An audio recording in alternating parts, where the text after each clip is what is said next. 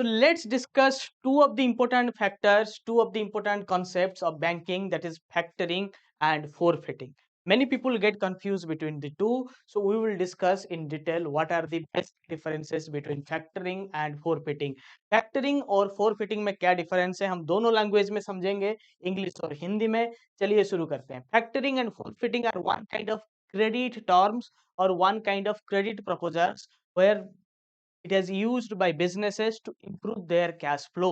जो पैसा आपको किसी फ्यूचर डेट में मिलने वाला होता है उसको इमीडिएटली किसी फाइनेंशियर को सेल करके आप जब इमीडिएट डिस्काउंटेड प्राइस में पैसा लेते हैं उसको हम कहते हैं फैक्टरिंग या फिर फोरफिटिंग. उसमें थोड़ा बहुत डिफरेंसेस हैं, हम उसको आगे जानेंगे. और यहाँ पे एक टर्म हम यूज कर रहे हैं trade receivable. Here we are using the term called trade receivables. In a business transaction when you sell some good, many people pay it upfront in cash and some people tell you to pay it in credit or pay you in a future date, and in such conditions either they sign a promissory note or sign a bill of exchange with you. That means they will pay you after a certain period of time, say 60 days or 90 days.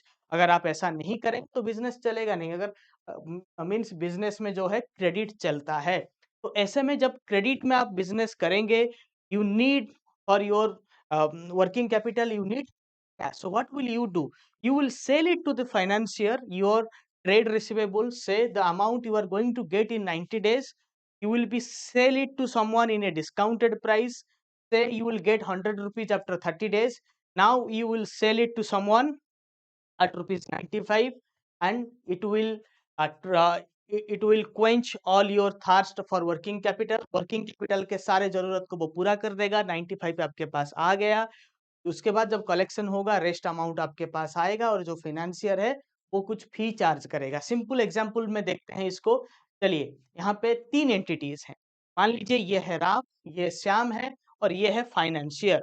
Ram के साथ आप क्या करते हैं, business deal करते हैं. You sell some goods to Ram, right? And sorry, he is Ram, Ram sell some good to Shyam. ठीक है. and Sam don't have immediate cash to pay to Ram. So what he does, he signs a bill of exchange या फिर किसी credit bill में वो sign करता है और बोलता है कि I will pay you after 90 days. But Ram, who sold the goods immediately, needs some extra money to produce more goods to sell it to his future customers. ठीक है. राम को पैसा चाहिए इमीडिएटली, मगर श्याम जो है वो 90 दिन के बाद देगा. राम को फिर से प्रोडक्शन करने के लिए पैसा कहां से आएगा? वो किसी फैक्टर के पास जाएगा, फोरफिटर के पास जाएगा या फिर किसी फाइनेंशियर के पास जाएगा और बोलेगा I have a trade receivable, मेरे पास एक बिल है जिसका पेमेंट मुझे 90 दिन के बाद मिलेगा. तो ऐसे में मैं क्या करूं? And here either he could be a forfaiter or a factor. हम डिफरेंस देखेंगे आगे जाके. तो Ram sells the bill to a financier to get immediate cash. वो बिल देता है और इमीडिएट कैश लेता है. यूजुअली जब 100 रुपीज ड्यू होता है यहाँ पे 80 रुपीज मिलता है फैक्टर के कंडीशन में, फोरफिटिंग के कंडीशन में 95 के आसपास उसको मिल जाएगा. ठीक है. फिर जब 90 दिन हो जाता है, when Syam is eligible to pay on his due date, the factor or the forfeiter or in this condition the financier will send the bill to Syam, tell him to pay and Syam will pay to him. ठीक है. तो चलिए जो basic differences हैं उसको हम देखते हैं आसान शब्दों में. के सेशन में बहुत इजी शब्दों में रहेगा. Nature of receivables typically involves short-term domestic receivables arising from the sale of goods and services. अगर आप domestically within India you are selling some good to somebody, you can go for factoring. And in forfeiting, it is usually used in international trades for long-term receivables, long-term जो bill है. ठीक है. Factoring में usually 90 दिन के आसपास होता है, 150 डेज भी मैक्सिमम है. फोरफिटिंग में usually takes up to 5 years. So factoring can be with or without recourse. Means in with recourse factoring the seller remains liable if the buyer defaults. ठीक है. And in without recourse the factor assumes the risk.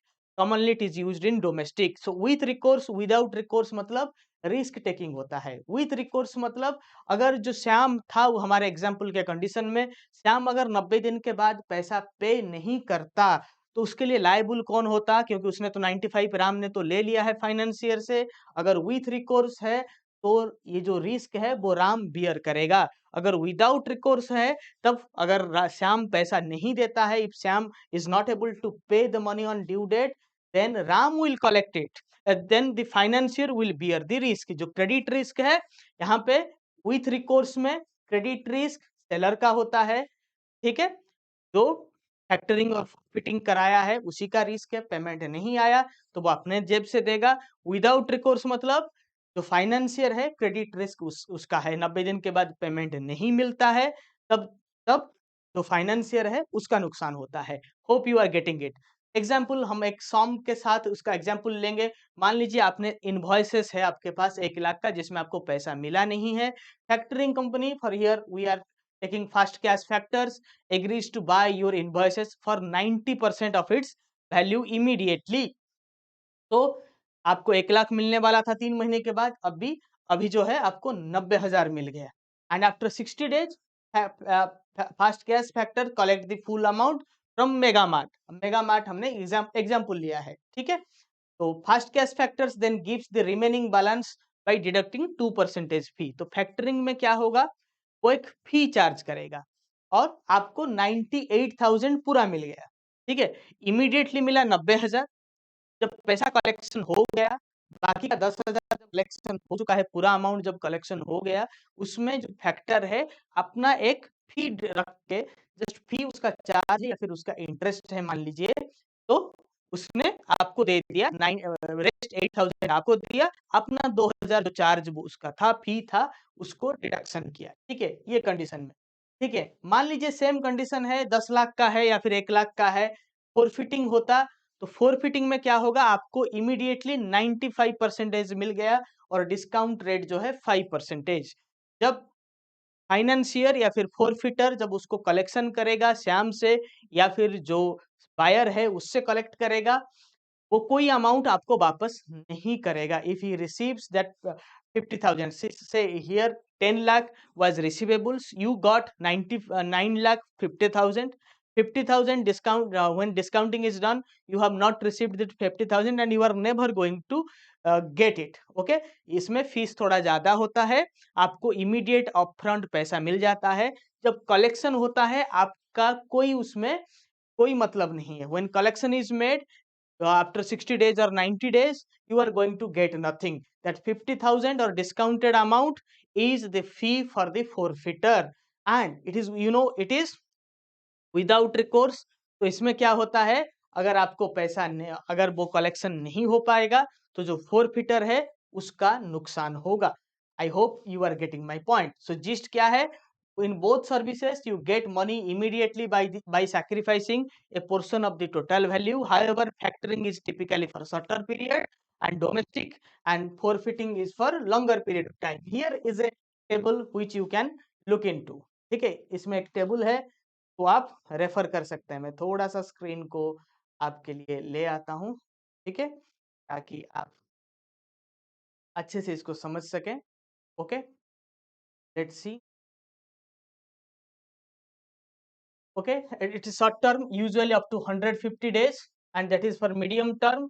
Typically 80% what you get here, there you get 100% of export value is discounted। उसके बाद discounting applicable होता है, ठीक है। And uh, it involves invoices, it is usually involves forfeiting, usually involves bill of exchange or promissory note, ठीक है। ये domestic के लिए होता है फैक्टरिंग, और ये होता है आपके इंटरनल ट्रांजैक्शंस के लिए, ठीक है। Okay, so that's it, and test yourself। Here is a MCQ for all of you and I hope that you will answer it in the comment section। बाकी जो हमारे पेड कस्टमर्स हैं, जो paid students हैं, जो हमारे साथ किसी भी प्रोफेशनल बैंकिंग एंड फाइनेंस के कोर्स के साथ एलिजिबल हैं, उनके उनके लिए एप्लीकेशन में एक detailed dedicated factoring versus forfaiting with more than 15 MCQs will be uploaded. आज का सवाल है, question for this class is which factoring type requires the client to repay the factor if the customer doesn't settle the bill? Bill collection, non-recourse factoring, recourse factoring, or bill discounting? Answer this in comment section. If you love this presentation, please do share it with your friends. So thank you again for being with Knowledgeist and making us proud. Thank you. Thank you for being with us. And don't hesitate to subscribe and share when we close the class. Thank you.